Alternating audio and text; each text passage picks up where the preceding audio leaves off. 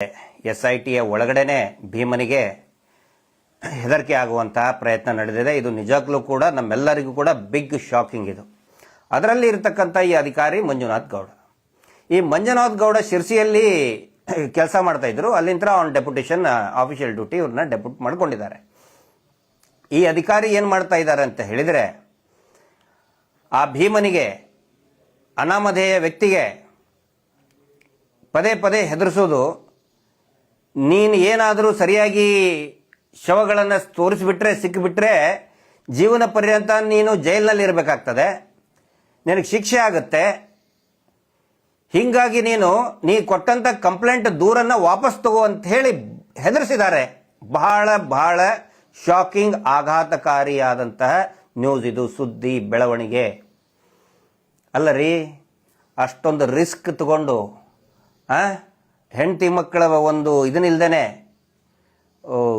ಒಂದು insecurity feeling ಆದರೂ ಕೂಡ ನಾನು ತೋರಿಸ್ತೀನಿ ಅಂತ ಮುಂದೆ ಬಂದು, ಅಷ್ಟೇ ಅಲ್ಲ, ಮೊನ್ನೆ ಒಂದು ಇಟ್ ಈಸ್ ಅ ಗಿನ್ನೆಸ್ ರೆಕಾರ್ಡಲ್ಲಿ ಮೆನ್ಷನ್ ಮಾಡ್ಬೇಕು ಅದನ್ನು.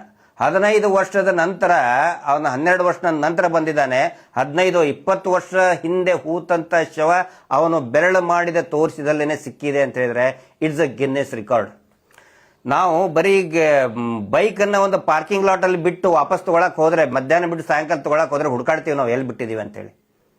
ಅಂಥದ್ರಲ್ಲಿ ಆಫ್ಟರ್ ಲಾಂಗ್ 12 ಇಯರ್ಸ್ ಬಂದಿದ್ದಾನೆ. ಅದು ಕೂಡ ನನಗೆ ಪಾಪ ಪ್ರಜ್ಞೆ ಕಾಡ್ತಾ ಇದೆ ಅಂಥೇಳಿ ಇಡೀ ದೇಶ ಮತ್ತು ಇಡೀ ಜಗತ್ತು ಗಮನಿಸ್ತಾ ಇರುವಂಥ ಗಂಭೀರ ಹತ್ಯಾಕಾಂಡದ ಪ್ರಕರಣ. ಈ ಮಂಜುನಾಥ್ ಅನ್ನುವಂತಹ ಮಂಜುನಾಥ್ ಗೌಡ ಡೀಲಿಂಗಿಗೆ ಇಳ್ಕೊಂಡು ಬಿಟ್ಟಿದ್ದಾರೆ. ಅದಾದ ನಂತರ ತಕ್ಷಣನೇ ಸಂಬಂಧಪಟ್ಟಂತಹ ನ್ಯಾಯವಾದಿಗಳು ಅನನ್ಯ ಗೌಡ ಅವರು ತಕ್ಷಣಕ್ಕೆ ದೂರು ಕೊಟ್ಟಿದ್ದಾರೆ ಅನ್ನುವಂಥ ಮಾಹಿತಿ ಬಂತು. ಆನಂತರ ಇವತ್ತು ಆ ಮಂಜುನಾಥ್ ಗೌಡನ್ನ ಇದರಿಂದ ನಾವು ದೂರ ಇಟ್ಟಿದ್ದೇವೆ ಅನ್ನುವಂತಹ ಒಂದು ಕಮ್ಯುನಿಕೇಶನ್ ಆಗಿದೆ ಅಂತಲೂ ಕೂಡ ನಮಗೆ ತಿಳಿಸಿದ್ದಾರೆ. ಅವನನ್ನು ದೂರ ಇಟ್ಟಿದ್ದು ಸಮಾಧಾನಕರ ವಿಷಯ, ಆದರೆ ದೂರ ಇಡೋದು ಸಾಕಾಗುವುದಿಲ್ಲ. ಅವನನ್ನ, ಆ ಮಂಜುನಾಥ್ ಗೌಡ ಅನ್ನುವಂತಹ ಅಧಿಕಾರಿಯನ್ನ, ಇನ್ಸ್ಪೆಕ್ಟರ್ನ ಬಂಧಿಸಲೇಬೇಕಾಗುತ್ತೆ. ಬೇರೆ ಬೇರೆ ವಿಷಯಗಳನ್ನು ನಾವು, ಅಂದರೆ ಒಂದಿಷ್ಟು ಇನ್ಪುಟ್ಸ್ ನಮಗೆ ಬರ್ತಾ ಇದೆ ಈ ಸುದ್ದಿ ಬಂದ ತಕ್ಷಣನೇ. ಅದರಲ್ಲಿ ಈ ವ್ಯಕ್ತಿ ಏನು ಮಾಡ್ತಾ ಇದ್ದಾನೆ ಅಂತ ಹೇಳಿದ್ರೆ, ನಾನು SIT ಹಿರಿಯ ಅಧಿಕಾರಿಗಳ ಗಮನಕ್ಕೂ ತರ್ತಾ ಇದ್ದೀನಿ, ಸಾರ್ವಜನಿಕರ ಗಮನಕ್ಕೂ ಕೂಡ ತರ್ತಾ ಇದ್ದೀನಿ. ತರಬೇಕು, ಯಾಕಂದ್ರೆ ದಟ್ ಈಸ್ ಅವರ್ ರೈಟ್. ನಾವು ಒಬ್ಬ ಆಕ್ಟಿವಿಸ್ಟ್ ಆಗಿ, ಜನಸಾಮಾನ್ಯರಾಗಿ ಏನೇನು ನಮಗೆ ಇನ್ಪುಟ್ಸ್ ಇರ್ತದೆ, ಏನೇನು ಮಾಹಿತಿಗಳಿರ್ತದೆ, ಅದನ್ನ ಪಾರದರ್ಶಕವಾಗಿ ಸಾರ್ವಜನಿಕರಿಗೆ ತಲುಪಿಸುವುದು ನಮ್ಮ ಜವಾಬ್ದಾರಿ. ಮತ್ತೆ ಸಂಬಂಧಪಟ್ಟ ಅಧಿಕಾರಿಗಳು ಕೂಡ ಇದನ್ನು ಗಮನಿಸಬೇಕು ಅಂತ ಹೇಳ್ತಾ ಇದ್ದೇನೆ. ಇವತ್ತಿನವರೆಗೂ ಕೂಡ ಸೌಜನ್ಯ ಹೋರಾಟದಲ್ಲಿ ನಾವು ಯಾವುದು ಮುಚ್ಚುಮರೆ ಮಾಡಲ್ಲ. ಸಾರ್ವಜನಿಕರೊಂದಿಗೆ, ಸಹ ಹೋರಾಟಗಾರರೊಂದಿಗೆ ಒಂದು ಟ್ರಾನ್ಸ್ಪರೆನ್ಸಿಯನ್ನ ಮೇಂಟೈನ್ ಮಾಡ್ತಾ ಬಂದಿದ್ದೀವಿ. ಅದರ ಭಾಗವಾಗಿ ನಾನು ಹೇಳ್ತಾ ಇದ್ದೀನಿ, ಈ ಮಂಜುನಾಥ್ ಗೌಡ್ರು ಏನ್ ಮಾಡ್ತಾ ಇದ್ರು ಅಂದ್ರೆ, ಇನ್ಸ್ಪೆಕ್ಟರ್ SIT ಅಧಿಕಾರಿಗಳು FSLಗೆ ಮೊನ್ನೆ ತಾವು ನೋಡಿರ್ಬೋದು, ಆ ಆಸ್ತಿ ಪಂಜರ ಸಿಕ್ತು ಅಂತೇಳಿ 3ನೇ ದಿನ ನೋಡಿ, FSLಗೆ ಒಂದು ಪ್ರತಿಷ್ಠಿತ FSLಗೆ ಕಳಿಸಿದ್ದಾರೆ. ಆದರೆ ಯಾವ FSL ಅಂತ ಹೇಳಿ ನಿಖರವಾಗಿ ಹೇಳಕ್ ಬರೋದಿಲ್ಲ, ಹೇಳಬಾರ್ದು. ಯೂಶುವಲಿ ಸೆನ್ಸಿಟಿವ್ ಕೇಸ್ನಲ್ಲಿ ಹೇಳಲ್ಲ, ಯಾಕಂದ್ರೆ ಅಲ್ಲಿನೂ ಕೂಡ ಇನ್ನೇನಾದರೂ ಪ್ರಭಾವ ಬೀರ್ತಾರಂತ ಹೇಳಿಲ್ಲ. ಆದರೆ ಈ ವ್ಯಕ್ತಿ ಮಂಜುನಾಥ್ ಗೌಡ ಆ FSL ಎಷ್ಟು ಬಾಕ್ಸ್ ಹೋಗ್ತಾ ಇದೆ ಅನ್ನೋದನ್ನ ಫೋಟೋ ತೆಗೆದು ಯಾವ ದೇಶದ ಯಾವ FSLಗೆ ಹೋಗ್ತಾ ಇದೆ ಅನ್ನೋದನ್ನ ವಾಟ್ಸಪ್ ಅಲ್ಲಿ ಕಳಿಸ್ತಾ ಇದ್ದಾರೆ ಮಂಜುನಾಥ್ ಗೌಡ್ರು. ಯಾರ್ಯಾರು ಕಳಿಸ್ತಾ ಇದ್ದಾರೆ ಅಂತ ಹೇಳಿದ್ರೆ, ಮಹಾವೀರ್ ಜೈನ್, ಇದೇ ನಕಲಿ ನಮ್ಮ ದೇವಮಾನವನ ಈ ಸೌಜನ್ಯ ಇದಕ್ಕೆ ನಾಲ್ಗೆ ಹಿರಿದು ಹೆದರಿಕೆ ಹಾಕಿದ್ನಲ್ಲ 2 ವರ್ಷದ ಹಿಂದೆ, ಅದೇ ಮಹಾವೀರ್ ಜೈನ್. ಒಂದು ಸಿಂಡಿಕೇಟ್ ಇದೆ, ಆ ಸಿಂಡಿಕೇಟ್ ಅಲ್ಲಿ ಡೀಲಿಂಗ್ ಮಾಡುವಂತ ಸಿಂಡಿಕೇಟ್ ಅದು. ರಾಕೇಶ್ ಶೆಟ್ಟಿ, ಅಜಿತ್ ಜೈನ್, ಈ ಗಿಳಿಯಾರ್ ಎಲ್ಲ ಡೀಲ್ ಮಾಸ್ಟರ್ಗಳು, ಅವ್ರಿಗೆ ಕಳಿಸ್ತಾ ಇದ್ದಾನೆ.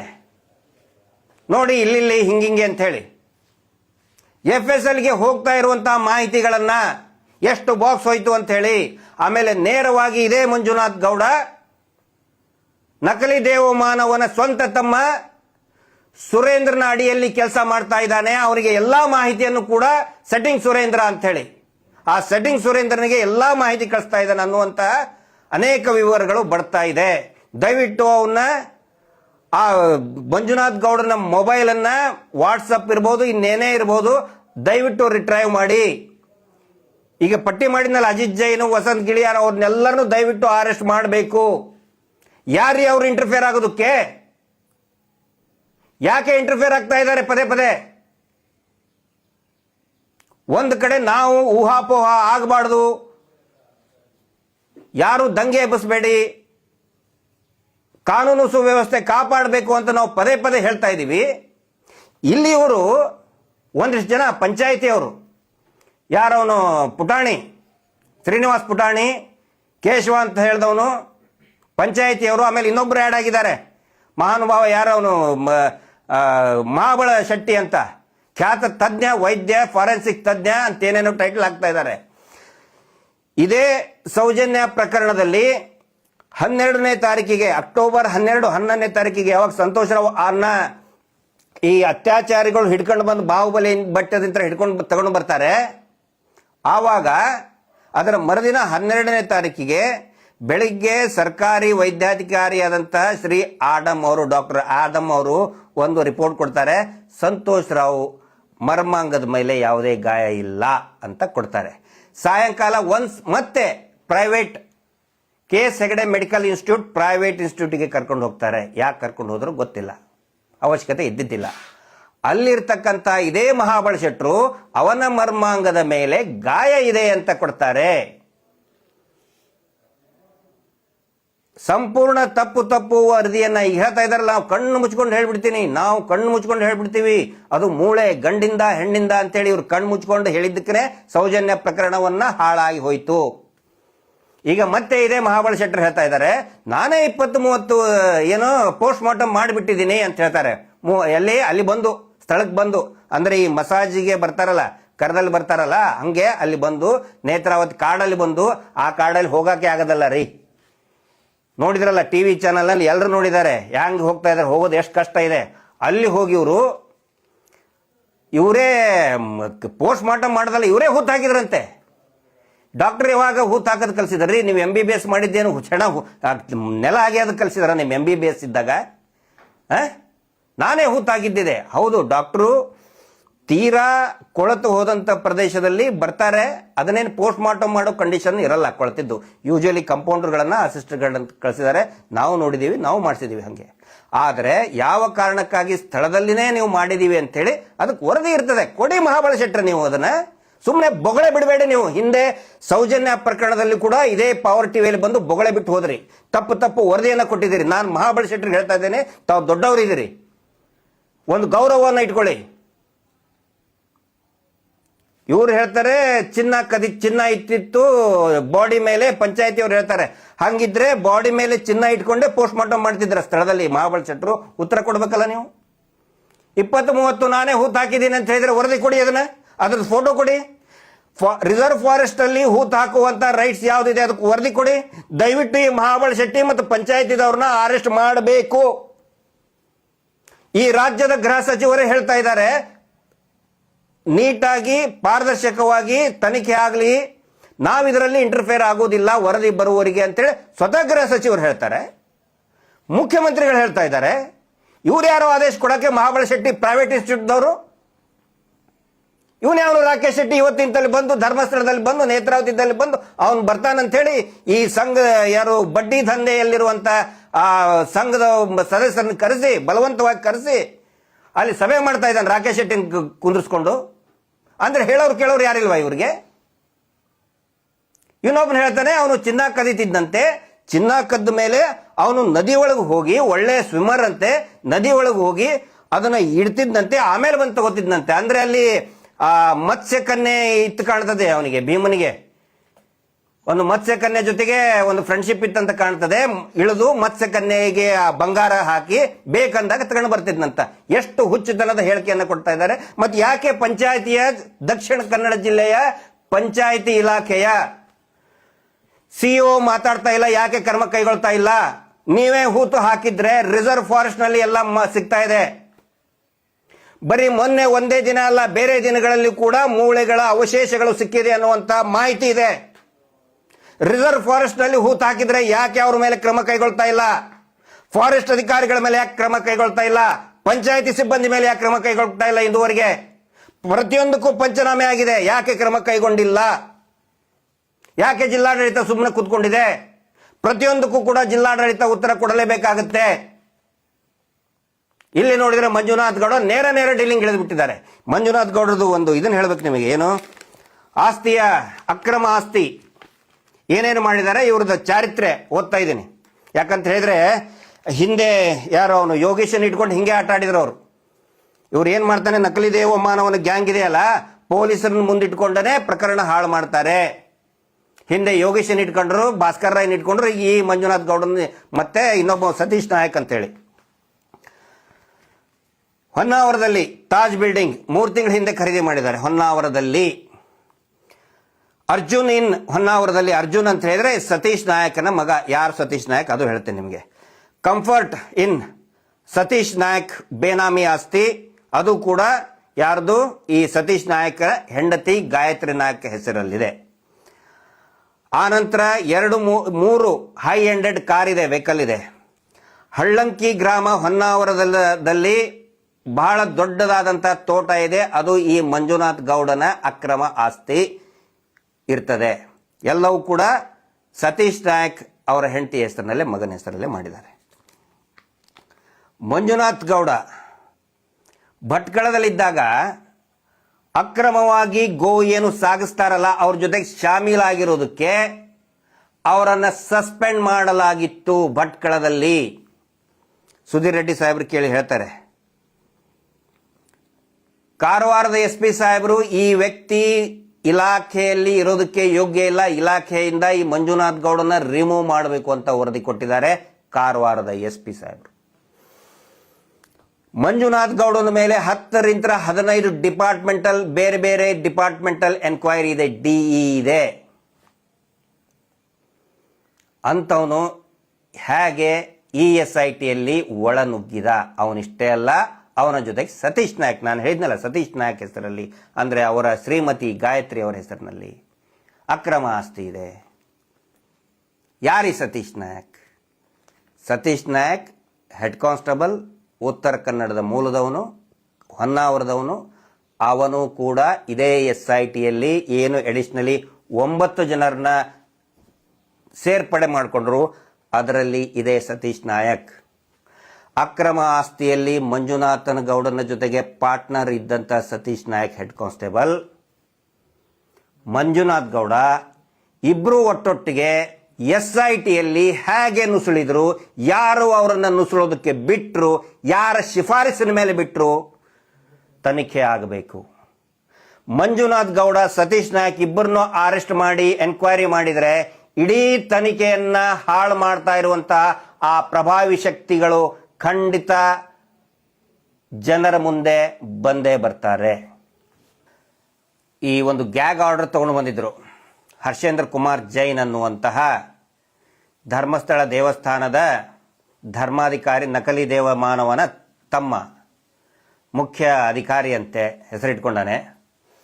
ಆ ವ್ಯಕ್ತಿ ಹತ್ತತ್ರ 339 ಯೂಟ್ಯೂಬ್ ಚಾನಲ್ಗಳು, ಮಾಧ್ಯಮಗಳು, ಪತ್ರಿಕೆಗಳು, ಹೋರಾಟಗಾರರ ಮೇಲೆ ಮಹೇಶ್ ಶೆಟ್ಟಿ ತಿಮರೋಡಿ ಅವರು, ನಾವು, ಸಮೀರ್ MD, ಜಯಂತ್ T, ಇನ್ನೂ ಅನೇಕ ಗಟ್ಟಿಯಾಗಿ ನಿಂತಹ ಹೋರಾಟದ ಪರವಾಗಿ, ನ್ಯಾಯದ ಪರವಾಗಿ ನಿಂತಹ ಮಾಧ್ಯಮಗಳು ಮಾತಾಡಲೇಬಾರದು ಅಂತ ಹೇಳಿ, ಈ ಅಕ್ರಮ ಹೂತಿಟ್ಟ ಶವ ಪ್ರಕರಣದ ಬಗ್ಗೆ ಮಾತಾಡಬಾರದು ಅಂತ ಹೇಳಿ ಒಂದು ಗ್ಯಾಗ್ ಆರ್ಡರ್, ಅಂದರೆ ಇಂಜಂಕ್ಷನ್, ಮಾತಾಡಬಾರ್ದು ಅಂತ ಹೇಳಿ ಒಂದು ಆರ್ಡರ್ ತಗೊಂಡು ಬಂದಿದ್ರು ಕೆಳ ಹಂತದ ನ್ಯಾಯಾಲಯದಿಂದ, ಬೆಂಗಳೂರಿನ ಒಂದು ನ್ಯಾಯಾಲಯದಿಂದ. ಇದರಿಂದ ಬಹಳ ಸ್ಪಷ್ಟವಾಗಿ ಅವಾಗಲೇ ಎಲ್ಲರಿಗೂ ಗೊತ್ತಾಗಿತ್ತು, ಈ ಅಕ್ರಮ ಶವಗಳನ್ನು ಹೂತಿಡುವಂತಹ ಹುನ್ನಾರವನ್ನು ಯಾರು ಮಾಡ್ತಾ ಇದ್ರು, ಯಾರು ಕೊಲೆಗಡಕರು, ಯಾರು ಅತ್ಯಾಚಾರಿಗಳು ಅಂಥೇಳಿ ಅವರೇ, ಅದೇ ಹರ್ಷೇಂದ್ರ ಕುಮಾರ್ ಅವರೇ ಹೆಗಲನ್ನು ಮುಟ್ಕೊಂಡು ನೋಡುವಂಥ ಪ್ರಯತ್ನ ಮಾಡಿದ್ದ.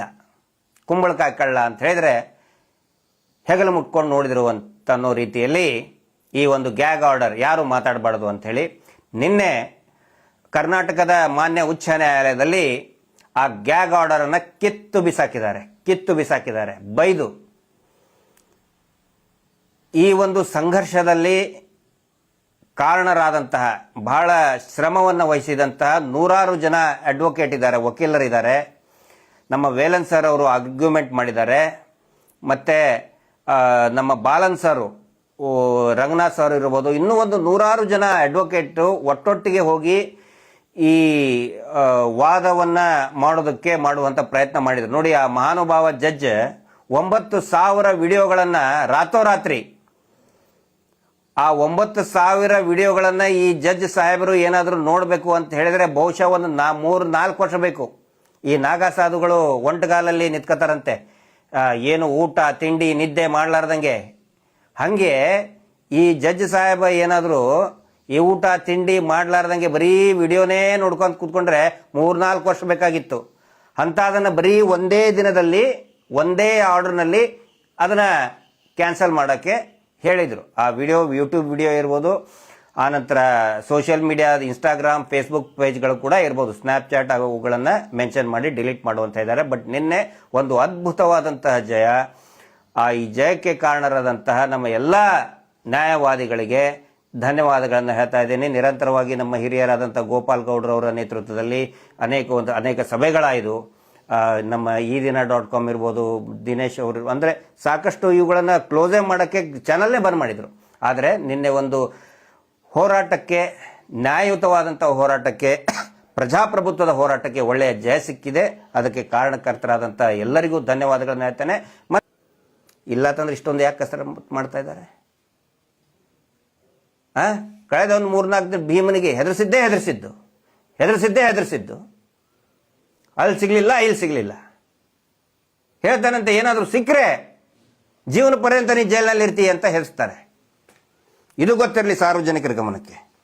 ನಾವಿಲ್ಲಿ ಇಡೀ SIT ಮೇಲೆ ಬೆರಳು ಮಾಡಿ ತೋರಿಸ್ತಾ ಇಲ್ಲ. ಇವತ್ತಿಗೂ ಈ ಕ್ಷಣದವರೆಗೂ ಕೂಡ SITಯ ಹಿರಿಯ ಅಧಿಕಾರಿಗಳ ಬಗ್ಗೆ ಗೌರವ ಇದೆ, IPS ಅಧಿಕಾರಿಗಳ ಬಗ್ಗೆ ಗೌರವ ಇದೆ, ಅಲ್ಲಿರ್ತಕ್ಕಂಥ ಇನ್ನೂ ಒಂದು ಟೀಮ್ ಏನಿದೆ ಗೌರವ ಇದೆ. ಆದರೆ ದಯವಿಟ್ಟು ಇಂಥ ಹುಳುಗಳನ್ನು, ಇಂಥ ಕಸಗಳನ್ನು ಬೆಳೆಯೋದಕ್ಕೆ ಬಿಡಬಾರದು ಅಂತೇಳಿ ತಕ್ಷಣನೇ ನಾವು ಜಾಗೃತ ಮಾಡ್ತಾ ಇದ್ದೀವಿ. ಸೋಷಿಯಲ್ ಆಕ್ಟಿವಿಸ್ಟ್ ನಾವು ದಯವಿಟ್ಟು ನಮ್ಮಿಂದ ಇನ್ಪುಟ್ಸ್ ತಗೊಳ್ಳಿ. ಕ್ರಿಮಿನಲ್ಗಳಲ್ಲ, ಏನಾದರೂ ತಪ್ಪು ಮಾಡಿದರೆ ಎಂಕ್ವೈರಿ ಮಾಡಿ. ಖಂಡಿತ ತಯಾರಾಗಿದ್ದೀವಿ ನಾವು, ಹೆದರ್ಕೊಂಡು ಓಡ್ ಹೋಗ್ತಾ ಇಲ್ಲ. ಪ್ರತಿಯೊಂದನ್ನು ಕೂಡ ಜಾಡಿ ಹಿಡಿಯಿರಿ, ಫಿಲ್ಟರ್ ಮಾಡಿ.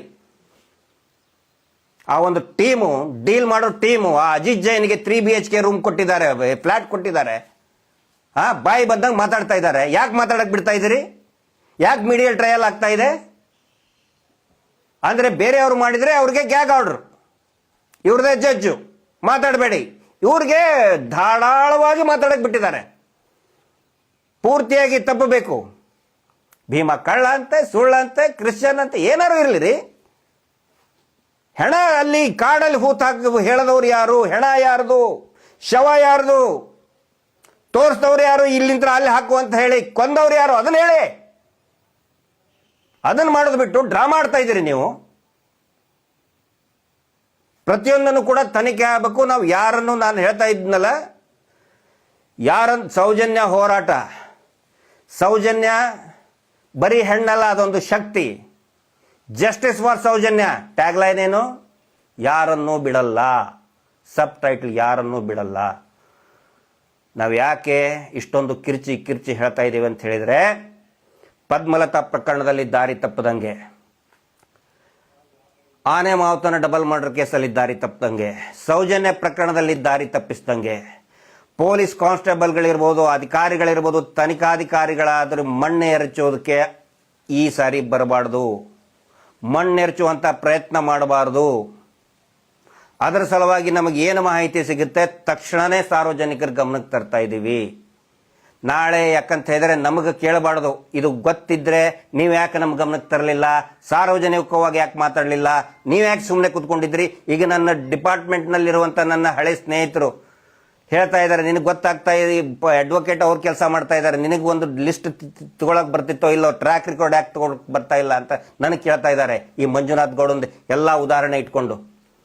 ನೋಟೆಡ್ ಪಿಂಪ್ ಮಂಜುನಾಥ್ ಗೌಡ ಯಾಕೆ ಅಂತ ಹೇಳಿದ್ರೆ, ಉಡುಪಿಯಲ್ಲಿ ಮಣಿಪಾಲದಲ್ಲಿ ಇನ್ಸ್ಪೆಕ್ಟರ್ ಆಗಿದ್ದ, ಈಗ ಖಾಲಿದ್ ಅಂತ ಹೇಳಿ ನೋಟೆಡ್ ಪಿಂಪ್ ಜೊತೆಗೆ ಸಂಪರ್ಕ ಇದೆ. ಇವನು ಏನು ತಾಜ್ ಬಿಲ್ಡಿಂಗು, ಇನ್ನು ಏನೇನು ಹೋಟೆಲ್ ಇದೆ ಅಲ್ಲ, ಎಲ್ಲ ಹುಡುಗಿಯರನ್ನ ವೇಶ್ಯಾವಾಟಿಗೆ ದಂಧೆ ಮಾಡೋದ್ರಲ್ಲಿ ವೆರಿ ನೊಟೋರಿಯಸ್. ಇಬ್ರು ಸತೀಶ್ ನಾಯಕ್ ಅಂಡ್ ಮಂಜುನಾಥ್ ಗೌಡ. ನನಗೆ ಕೇಳ್ತಾ ಇದ್ದಾರೆ, ಜನ ಕೇಳ್ತಾ ಇದ್ದಾರೆ, ಅಂತ ಪಿಂಪ್ ವೇಶ್ಯಾವಾಟಿಕೆಯನ್ನ ಧಾರಾಳವಾಗಿ ಮಾಡ್ತಾ ಇದ್ದಾನೆ ಆ ಇನ್ಸ್ಪೆಕ್ಟರ್. ಅವನು ಹೇಗೆ ಅತ್ಯಾಚಾರ ಪ್ರಕರಣದಲ್ಲಿ ತನಿಖಾಧಿಕಾರಿ ಆಗ್ತಾನೆ ಅನ್ನೋದನ್ನ ಕೇಳ್ತಾ ಇದ್ದಾರೆ ಸಂಬಂಧಪಟ್ಟಂತವ್ರು. ನನಗೂ ಸ್ನೇಹಿತರಿದ್ದಾರೆ. ಹೆಂಗೆ ಅವನ್ನ ಬಿಟ್ಕೊಂಡ್ರಿ? ಅಂಥವನಿದ್ರೆ ಹೆಂಗೆ ತನಿಖೆ ಮಾಡೋದಕ್ಕೆ, ಪಾರದರ್ಶಕವಾಗಿ ತನಿಖೆ ಮಾಡೋದಕ್ಕೆ ಹೇಗೆ ಸಾಧ್ಯ ಅಂತ ಕೇಳ್ತಾ ಇದ್ದಾರೆ.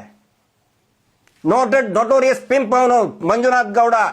ಹೆಣ್ಣು ಮಕ್ಕಳ ದಂಧೆ ಮಾಡ್ತಾನೆ, ಪಾಪ ಅಮಾಯಕ ಹೆಣ್ಮಕ್ಳ ದಂಧೆ ಮಾಡ್ತಾನೆ. ಕಾಲಿದ್ದಂತೇಳಿ ಬೇಕಾದ್ರೆ ಕೇಳಿ, ಉಡುಪಿಯಲ್ಲಿ ಕಾಲಿದ್ದಂತ ಹೇಳಿ ಅವನು ದಂಧೆ ಮಾಡುವ, ಅವನ ಜೊತೆಗೆ ಸಿಂಡಿಕೇಟ್ ಮಾಡ್ಕೊಂಡಿದ್ದಾರೆ ಇವರೆಲ್ಲ. ಆ ದಂಧೆ ಮಾಡೋನು ತೋರ್ಸಕ್ ಇಷ್ಟೇ ಹಾಕಿ ಒಳಗಡೆ ಮಾಡೋದೆಲ್ಲ ಹುಳುಕ ಕೆಲಸನೇ ಮಾಡೋದು. ಅಂಥವನು ಹೇಗೆ SIT ಯಲ್ಲಿ ಬಂದ? ಮುಂದೆ ಇರೋರು ಕೂಡ ಇದರಿಂದ ಪಾಠ ಕಲಿಬೇಕಾಗತ್ತೆ. ನಾವು ಸುಮ್ಮನೆ ಕೂತ್ಕೊಳ್ಳಲ್ಲ. ನಮ್ಮನ್ನು ಪರಿಶೀಲನೆ ಮಾಡಿ ಅಂತ ಹೇಳ್ತಾ ಇದೀವಿ ನಾವು. ಸುಮ್ಮನೆ ನಾವು ಇನ್ನೊಬ್ಬರ ಮೇಲೆ ಬರಡು ತೋರಿಸ್ತಾ ಇಲ್ಲ, ನಮ್ಮನ್ನು ಪರಿಶೀಲನೆ ಮಾಡಿ.